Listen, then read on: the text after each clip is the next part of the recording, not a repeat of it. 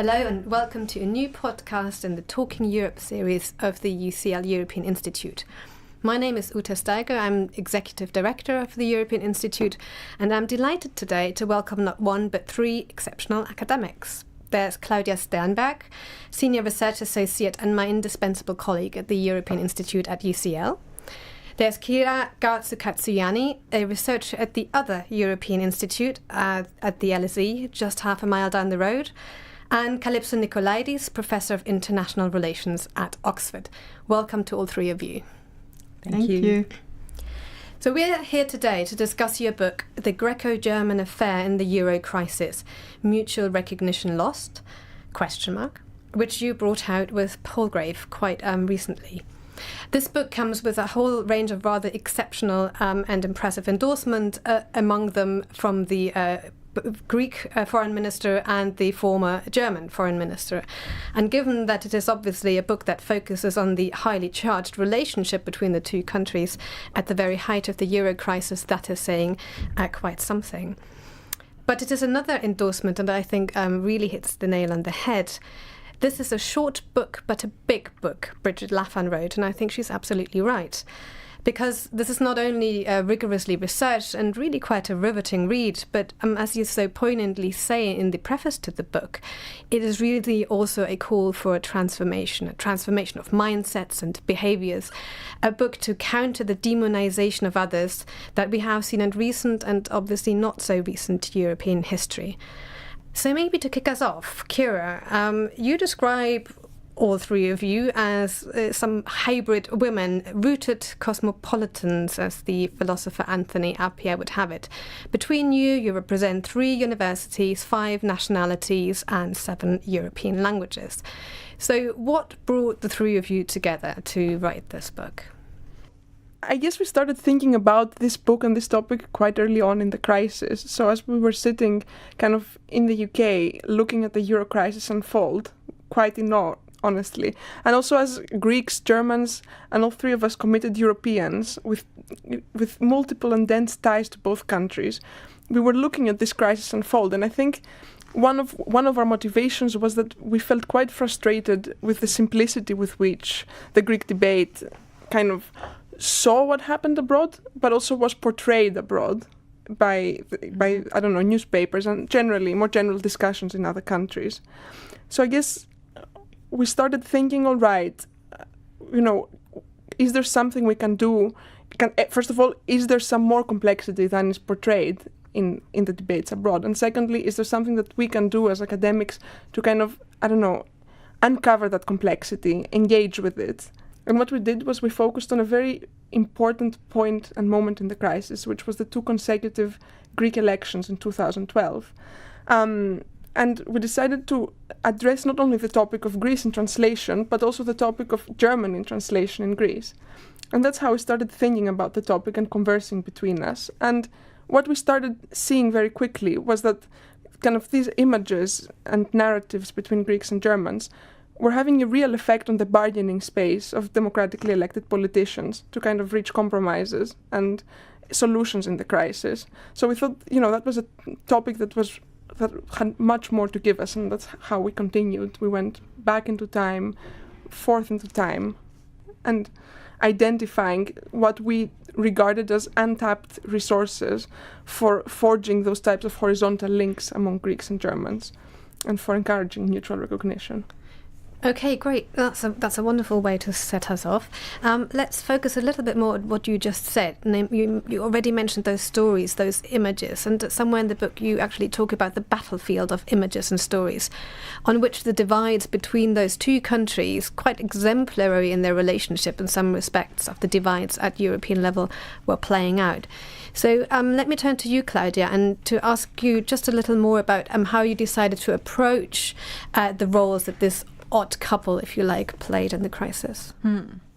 So as we were sitting in Oxford looking at this war of images and stories and offences and hurtful representations that was happening in our country's newspapers, as we were looking at all of this quite in dismay, we thought, what can we learn about this, about the condition that we live in as Europeans, and we kind of understand the European condition as being defined by difference very much, and how we relate to each other in our differences is something that we wanted to explore. And we thought, is there a better way of doing this than by portraying the German Chancellor in Nazi uniform, or distorting holy cows of Greek culture, such as the Venus of Milo, making her gesture obscenely on the cover of a big German magazine. So what we decided to look at was at these images and the stories that we found in the different newspapers, and we wanted to look at the spectacle and the drama of how this relationship unfolded there. And we went for a good mix of print media, so daily papers, weekly papers, but also some on the left, some on the right end of the political spectrum, some that are engaged in investigative journalists, and others more in intellectual analysis. And we interpreted them with a view to how they constructed the national selves and national others, but also our views and images of Europe. What I find very interesting is that just how you already bring up the relationship between both, and the way that it was the way that they looked at each other that became important in the analysis. Therefore, the book is constructed really around a key term that captures this relationship, and that's the key term of mutual recognition. Now, mutual recognition means very different things to very different people, be they philosophers, political scientists, lawyers, or lay people. Kalypso, you would be ideally placed probably to help us unpack this concept. Well, we use the concept of mutual recognition in a funny, paradoxical way. It's in our title, and yet when you think of it, the whole book is about, above all, denial of recognition. This other side, I'm going to caricature it, I'm going to simplify it, I might even steal its past. So Claudia just referred to the Venus of Milo, this famous focus cover, where really she gives the finger. Is it the Greeks giving the finger to the Germans, or is it the Germans giving the fingers to the Greeks? Because to some extent in the story, there are many, many colorful impressions and prejudices and attitudes that each had to the other. One of them is the Germans feel that they're better heir to the antiquity and to the pure spirit of Greek ancestors than the modern Greeks themselves, who don't live up to it. So in a way, they own the Venus of Milo, and they own what should be right for Greece, and they can tell Greece what is right for them. And maybe many Greeks, we find and we know, think, well, maybe they have good reasons to think that. But on the other hand, the Germans are not taking in the complexity of Greek society and the fact that there are people who are more vulnerable than others. And of course, the Greeks, when they respond with Nazi signs, of course, those are not all the Greeks, but also this is not modern Germany, we know. So you have this extreme, at the both extreme, and of course we recognize in the book these are not majorities, but at both extreme you have people who deny the other in all its complexity and history, etc. So we start with this moment in time in Europe where somehow everything that Europe is supposed to be about is denied. Why is it everything that's supposed to be about? Because the European project, as a project that wants to transcend war, hopefully forever, is about, indeed, recognizing the other, which means knowing to start with the other, in all its variety, then engaging with the other, and trusting the other for what they are, and then maybe through conflict, not necessarily through harmony, comparing and opinions and arguments. But the thing about mutual recognition, and it's not just pure empathy, you always come back to who you are, who your interests and desires and fear are, how you live them, and how you live them differently by being confronted with the other side. And that's what happened between Germany and Greece in that period. And the question we ask by the end of the book is, will this ideal of mutual recognition that has been kind of forgotten and overridden through the crisis, and of course not just between the Germans and the Greeks, what will it take to recover it? So let's turn to some examples. You say quite strikingly how even stereotypes might foster, ironically, mutual recognition, namely by producing knowledge about the other and making us understand how others see us. In your book, you focus on several such stereotypes. Kira, can you just talk us through one or two of the key oppositional pairs here? All right. So I think what I'm going to talk about kind of reflects what Kalypso just said, but through the illustration of one specific example. So, as Kalypso said, our starting point were those denials of recognition, so those kind of recurrent, easy-to-notice tropes that we said about each other, such as, for example, the trope of the Greeks who swindled their way into the Eurozone. So that the phrase, the swindler Greek was so recurrently used that sometimes it felt, when reading especially some type of German newspaper, that it was used almost like an epithet is used in Homeric poetry, like blue-eyed Athena, so the swindler Greeks.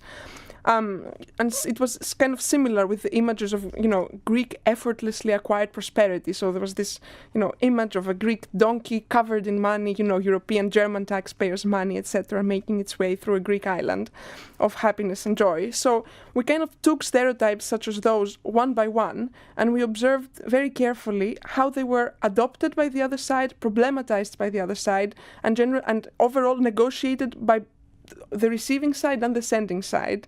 So first of all, we noticed that such imagery could actually also be observed in the Greek media, like Kalypso said. I mean, the Greeks would be the first, actually, who would say that, we lived in a way that is not sustainable. So I'd like to read a quick quote by a Greek journalist, which I think is very striking and struck us very much as we were writing the book and as we were commenting on our material. So the Greek journalist writes, "Our homeland looks like a group of guys who just spent an unforgettable night at the bouzoukia." These are the traditional Greek nightclubs.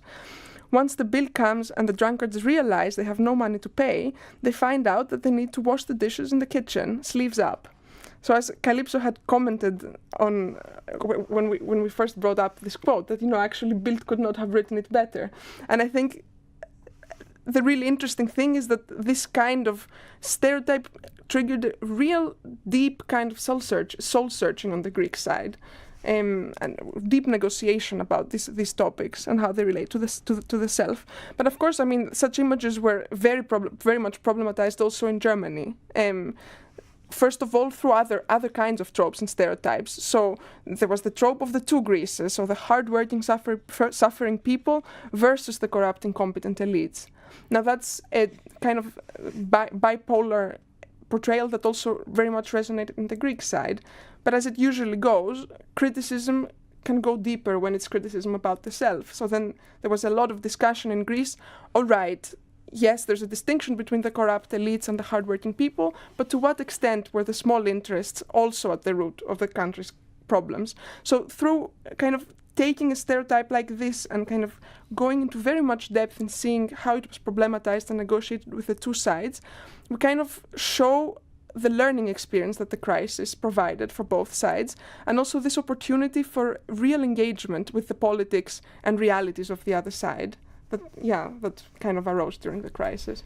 That's really interesting. I also want to draw you, or any of you, a little bit more on the historical dimension of this. In what has to be one of my favorite phrases of the book, you make reference to the stereotypical German reflex of collective self-flagellation, the German Urguilt complex. And obviously, as a German, I find that very amusing because I recognize it so much. So how is that sort of historical dimension of self-perception and other perception important in the development of the stereotypes, and not just the development of it, but also the instrumentalization of it? So I think what happened in 2012 when we saw all those images of Angela Merkel and Wolfgang Schäuble in Nazi with in Nazi uniforms or with little swastika and mustaches. What happened then was that the Germans heard a reference to their occupation of Greece and their domination over Greece. And in-kicked their reflex of collective guilt for that chapter in history. And what they totally lost for a long time was that the Greeks heard and were reminded of an entirely different story, which was a proud history of resistance. And maybe one of you wants to talk about the importance of the word ochi, no, in that context. The Greeks, when the Albanians were arriving from the north, carved ochi in the mountain through trees, and it stayed carved in the collective consciousness of Greece. And every child in school learns about this proud history of resistance, indeed, which didn't last too long when the Germans replaced the Italians. So we know this historically, but of course, we also realized through this whole inquiry how the German history of guilt has much more to do with the Holocaust and with the north of Europe. Then there's very little knowledge of what really happened in the south, which is very striking, especially among new generations. And so the vehemence of this Greek ochi, which for the Greeks really is the echo of this very long history, and of course there were other ochis. There were ochis not just to Germans.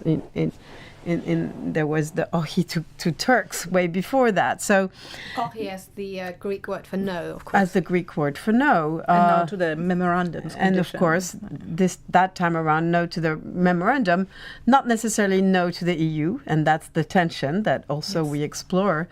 But so you see the memory of the same thing, which of course vibrates in very different ways on both sides. And it's these echoes that we are interested in. Yes. Mm-hmm. And I would say that, as easy it is to draw and to make simplistic analogies and hurt the other using this historical material, this process, this is also an opportunity for a learning experience where you start kind of challenging your own assumptions about and your own national narratives about the past, and kind of see the historical narrative a bit from the other's perspective as well. So, as Kalypso and Claudia have very nicely said, slowly Germany was called, perhaps, to some extent, to see Greece as a people that don't only need to survive, but they also need a sense of self-worth and self-determination. And this is what this whole narrative of resistance is truly about.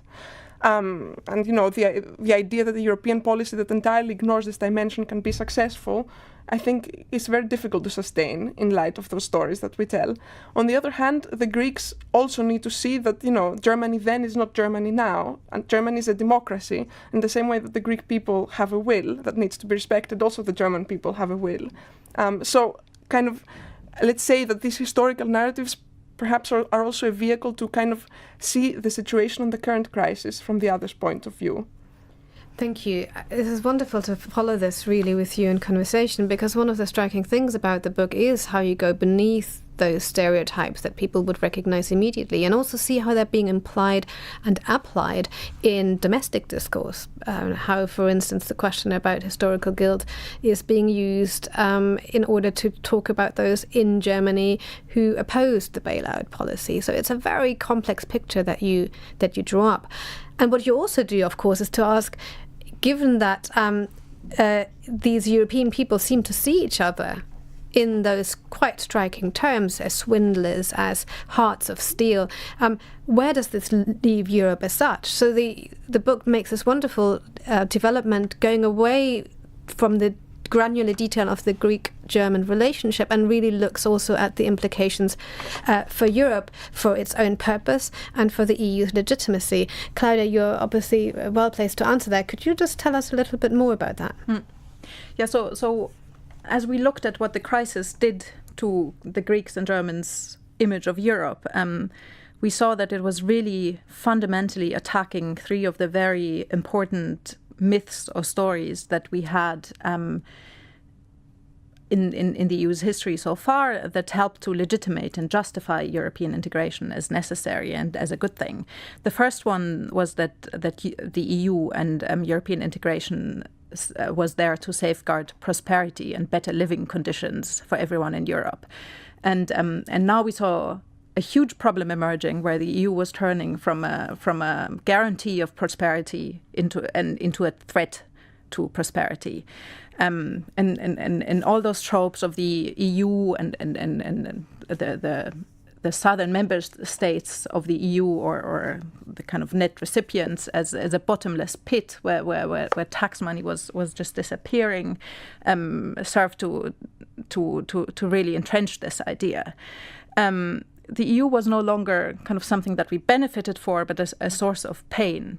And interestingly, kind of contrary to that, we also found a kind of an emerging storyline that because this was happening, we were united in fear, and our fates had become so intertwined that we now had to stick in this together, because we would either all go down together or really pay a terrible price or somehow make it through. A second kind of legitimating narrative that was really coming under fire was the idea that the EU was there to help us overcome national thinking and kind of acting in terms of national interest, and instead of that, kind of elevating a European common interest that was served by European integration. And the Euro crisis and the pain caused by it really kind of helped to strengthen the strand that had always persisted, that very much insisted on national interests and national thinkings in that. And kind of this trope that we found again and again of a renationalization of Europe very often took the idea of either fears or kind of, again, Germany's being aware of the spectre being awakened of a German Europe and people reacting to that. We also had kind of found kind of very deliberate and active calls to renationalize economic and monetary policy in particular, and that was tied to critiques of democratic deficit, where hugely consequential decisions were taken by institutions that wouldn't have to pay a political price for them. And then there was a third story that really suffered under the Euro crisis, which was the idea of European integration in the EU as embodying progress and competent governance and modernization. The Spiegel had a cover headline of Germany being the savior without a plan.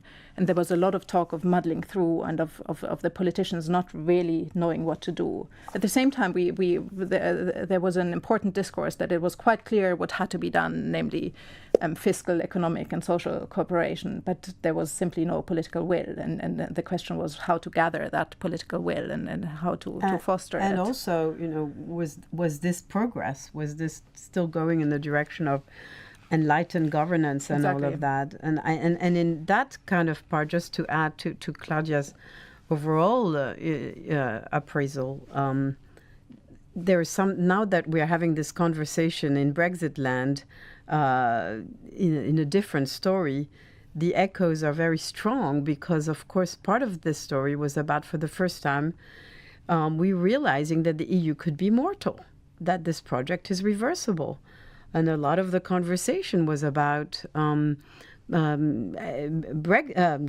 Sorry, there we go, Grexit. And you could see cartoons of little Greece floating away from the continent, just the same cartoons as we've now seen about Brexit, except obviously it never happened. But whether or not, and you had a lot of interesting ping pong between the two sides as to whether this was desirable or not, because on both sides there were the advocates and those who opposed. Yes, rereading this now in 2018, it is extraordinarily striking how these three themes, the question of prosperity, of good governance and of nationalism in today's world, how these really resonate with the major conversations that we're having today about Europe as such. So it was a fundamental discussion about what unites us as Europeans and what possibly drives us apart. And so the EU has suffered a hugely important transformation during that time. But you end in your book on quite a passionate and, as I said earlier, quite a positive note as well, which I'd like to explore a little bit more now, if you didn't mind.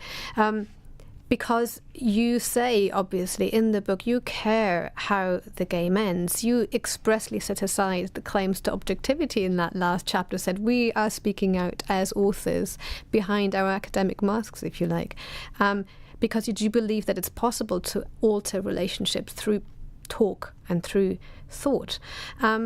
So you end on the note of saying there are ways in which mutual recognition, which you showed to have suffered quite so much, might be recovered. Kalypso, given all the things that you portray in the book, do you want to talk us through how you find hopefulness in that particular story? Whether we found hopefulness is not clear to us, is it, Claudia and Kira? I mean, are we hopeful? We've been overtaken by events, and in particular Brexit. Well, exactly. And I guess we are hopeful against realism, or we're trying to say, well, there is a possible silver lining, because after all this conflictual stereotyping engagement, those two countries do know each other better, do understand each other's complexities and angst. And from there, we can perhaps get to another place, as it were, in mutual engagement, where, first of all, we have learned over time to subvert stereotypes, because on each side there would be moderates who would say, hey, guys, this is not like that. And then, of course, there's been all this engagement with history, with the social aspect, with jokes and humor. And so, we tend to say in law very abstractly in EU studies, the EU law is other regarding. EU policies need to be other regarding. It's a bit jargony. But in a way, that's kind of what happened to those two countries that learned to be other regarding. And at the end, of course, of the story, we ask whether we highlight the importance of trust and what we call binding trust between countries, that we trust your judgment, we trust your approach. We're not there yet. I don't think we can say today, and we are again facing ripples of the story now, perhaps with Italy. Can we say that there is trust in Germany and vice versa, and Germany trusts the South to do good housekeeping? Possibly not, but at least now there are the ingredients we know what is required to perhaps start to engage a bit in engaging in some sort of recovering of trust. What do you think? Yeah. And I think in what you've said, the term mutual engagement is a really important one for us, because by being thrown into this situation where they really depended on each other and had amazing power over each other, the one country by letting Greece be bailed out or not, and the other one having a certain power of the weak by driving the whole project against the wall, if need be. Just by finding themselves in the situation, Greeks and Germans were forced to engage with each other, and they were forced to look at each other. And a lot of that was done through stereotypes, but then also by contesting these stereotypes and crying out against the injustice of them, and kind of both sides in that way kind of acknowledging and seeing complexity.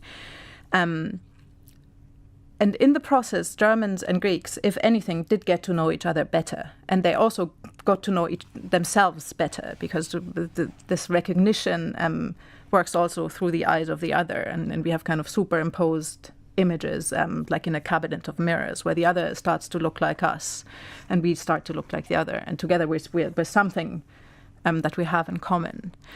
So that is maybe the positive note, that for better or for worse, we did engage with each other and were forced to get to know each other in a way that allows for binding trust.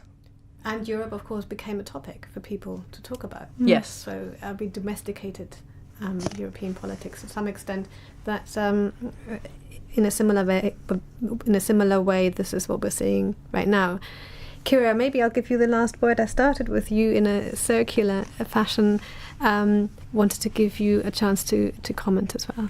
So I just wanted to say that these horizontal links that we have been talking about, we think are right at the fabric of European democracy, or as we call it in the book, demoicracy, highlighting again this important aspect of difference found on the basis of a foundation of commonality that we think is such an important and yet distinct characteristic of the European Union as a political entity. So we think it's important those horizontal links matter it's important to talk about them, it's important to explore them. And in the end, if as authors we, also make a normative intervention in the debate, it's also important to foster them.